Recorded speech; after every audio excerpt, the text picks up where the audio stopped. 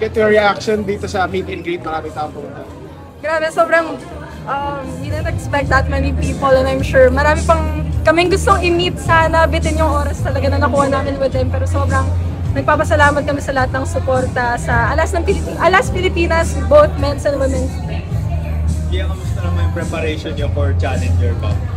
Well, we're doing our best to prepare well kasi ngayon medyo sure naman po na Vietnam ang makakalaban namin. So we've seen them play in person during the ABC and yeah, araw-araw we're just taking it a day at a time, taking advantage of yung preparation namin this time compared nung before ABC. So hopefully, better results din kami. Ano lang masabi mo sa audition nila Bella, Eliza, at saka ni Gemma?